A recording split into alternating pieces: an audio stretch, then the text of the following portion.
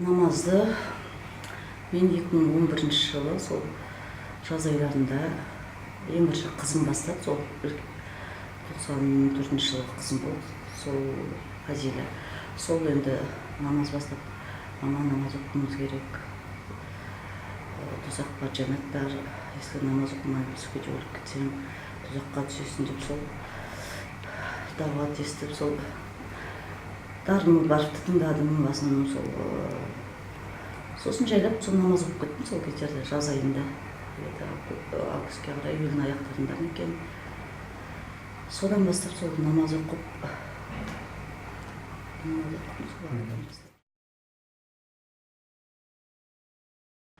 тек білім, жаңағы сол жаққа кеткенде де білім аламыз, білім ал деп сол білім алғымыз келді, білім алғым келді.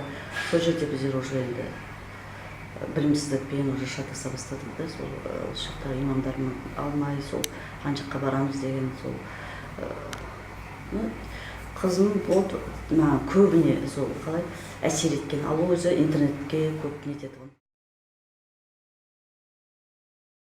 Мен білетін ол Саид Бурятский тыңдап жүрді, әйтеуір білмеймін ар жағында қандай нелер нететінін. Былай енді қызым деген қалай айтсам, кішкентайынан сабақты өте жақсы оқыды. Беске оқыды, жан жақты болды, жаңағы үйде. Мен оған сенетұғым да, ешқандай жаман қылығын көрген жоқпын енді.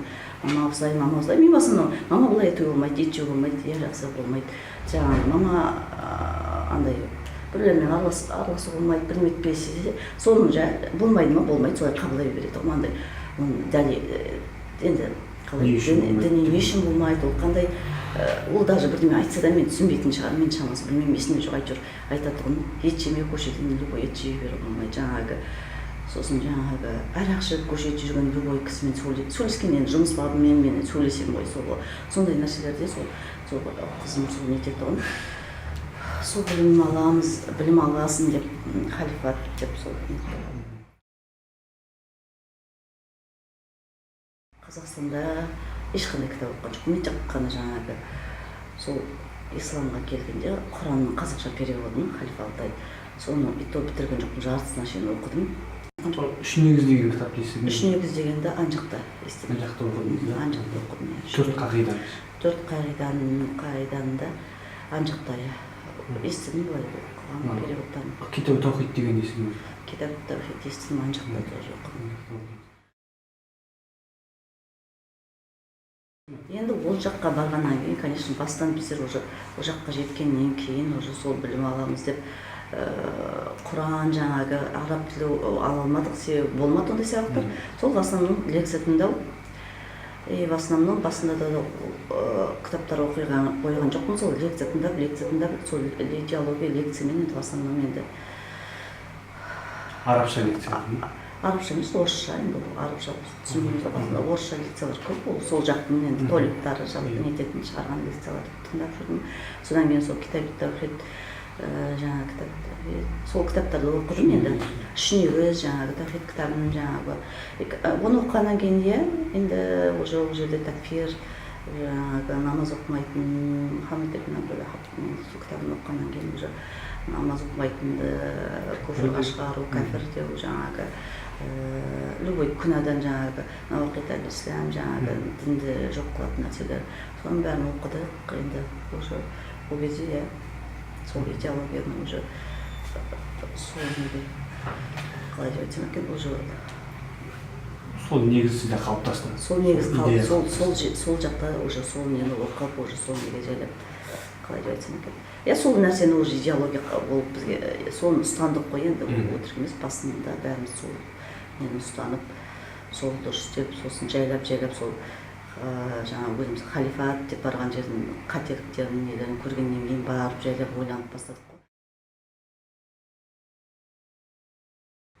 Басында бәрі еш нәрсе білген жоқпыз, сол кітаптар оқып, бәрін енді Аллахтың діні деп, дін үйренеміз деп бардық қой, енді сол соны жайлап бірте әртүрлі жағдайлар болып жатыр. Оны да біреулер, мен көп үйден шыққан жоқпын, үйде отыратын болдым, ондай бір нәрсені естисің, бір нәрсе естімей қаласың деген сияқты.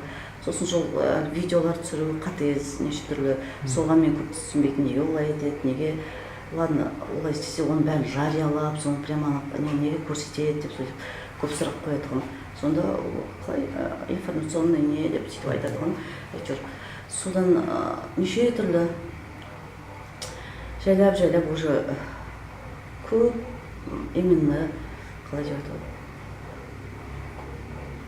әлемнің түкпір-түкпірінен келген енді мұсылмандар ғой, бүткілі сол не болды ғой енді, қандары тек су шаяқты ғой. Біреуі сол соғыста болмағандарын, сол уже қате деп айтқандарды өлтіре берді. Қате деп айтты ма, болды, казнить етеді. Сол просто арабтар, сол тунистар, халиф сен қайдасың деп сұрақ қойған үшін түрмеге салып болды. Сен неге ұстайсың деп казнить етті дейді. Көп сол тунис ұлттарын, және тек тунис емес, басқа да ұлттарды, орыстардан, қазақтардан да кетті бәрі. Оның ішінде де әртүрлісі болды. Өздері бір украинская кетіп қалғандар да болды да, такфир мәселесінде. Көпшілігін солай дейді. Просто әйтеуір бір шейхтар шығып отырады, бірмен шейх дейді. Көп сорақы нәрселер болып отырады, соңынан бір мұнафиқ шыққан екен, сол мұнафиқтың істеген нәрсесі дейді, бір кісіні ұстап казнить етті. Болмаса ол казнить етейін жатқанда ұсталмай қалды, қашып кетті бір жерге дейді болды.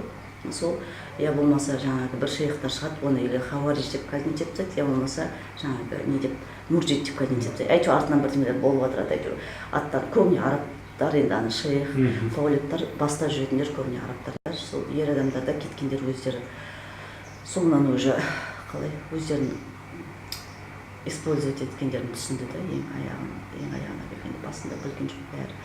Осы Аллахтың жолы, джихад деп жаңағы лозунгпен немен де бәрі уже мотивация дейді ғой, жаңағы осылай деп сөздер айтып, сол көп сананы улауға да нәрселер көп болды. Бірінші 92-де келдім. Елбасының сол бастауымен қазақ елі қалдырған жоқ, енді ол қазақтың түрлі менталитетінде қанында бар нәрсе болар, өзінің несін қалай жетімін жесірін еш жерде қалдырмаған. Енді адасып кетсе де шатасып жаңағы дұрыс жолмен түспей, қалай теріс жолға түсіп кетіп қалса да сол әйел бала шағаны қалдырмай қайтадан елге қайтару. Енді біз ана жақта отырғанда сол менде мысалы тіптен неткен жоқ, сенім болған жоқ, ондай да қайтам Қазақстанды көремін деген. Бір түн самолетпен ұшып келіп Қазақстанда болғанда бір андай адамға сенбейтіндей сондай жағдай болды да. Бәрі Аллахтың мейірімі, альхамдулилля, елбасымыз қалдырмады, қазақ елі қалдырмады, мыңдан шүкіршілік. Алғыс сол кісілерге, сол осы жолда бәрі біздерді қайтаруға көптеген адамдар жұмыстанды енді. Бәріне алғысын білдіремін. Абу Ханифаның мазхабы енді Қазақстанның қалай официально бекітілген сол мазхаб. Сол мазхабта жүрсек енді адаспаймыз. Имамдар жаңағы осы сол білім алып осы жақта ешқандай қалай дінімізге намаз оқымауға жаңағы или болмаса жаңағы орамал шешіп басымызды енді жалаңаштанып жүруге ешқандай ешкім не болып жатқан жоқ. Барлық не сақталып жатыр елімізде. Просто сол жаққа білімсіздікпен кетіп қалдық. Енді сол білімді именно имамдардан алу керек осы жақтан. Мазхабты сол енді Қазақстанда официально сол дін болғаннан кейін сол дін емес енді мазхаб, дін бәрі бір ғой енді. Ол мазхаб қай мазхабта тура жол ғой енді ешқандай не жоқ. Сол мазхабты енді ұстанып болашақта ұстанып жатырық қой, енді ұстанып сол жүрсек адаспаймыз, сол имамдардың айтқанын тыңдап жаңа қалай деп айтады. Ол кісілер енді білім алған кісілер ғой, біздер енді ол жақта да ондай білім ала алмадық да, просто соның бәрі білімсіздіктің кесірі деп ойлаймын. Сондықтан білім алу керек. Осы имамдардың айтқан емес, осы Қазақстанда бар білімді алу керек, дін ұстанып жүрген жастарға пікірім сол енді адаспаңдар деп айтамын.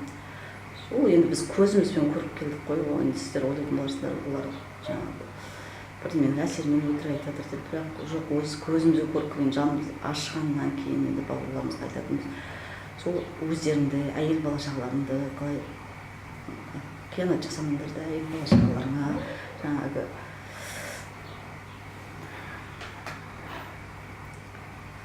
теріс жолға түсіп, просто олардың өмірін қауіпке төндіріп, қиындық көріп, бәрі Аллах тағала беріп тұр бәрін, әлхамдулилlah, бәрі бар, бәріне. Сол адаспаңдар, ондай еш нәрсеге интернеттен көріп алып, жаңағы халифат құралып дегенге кете беруге болмайды. Просто тағы бір мысалы шақырылуы мүмкін да. Енді ол нәрселерге ілеспеңдер деп айтамын, себебі дұрыс емес. Дұрыс нәрсе болған жоқ. Біз барып көзімізге көріп келдік қой. Сол айтатын шатастандар, діни білімді имамдардан алыңдар, жаңағы интернеттен кез келген жерден ала бермей, сол діни білімді кәдімгі өзің білетін дәлелімен, жаңағы айқын нәрседен алу керек те, просто ол интернетте кім екенін ар жағы не тұрғанын білмейсің.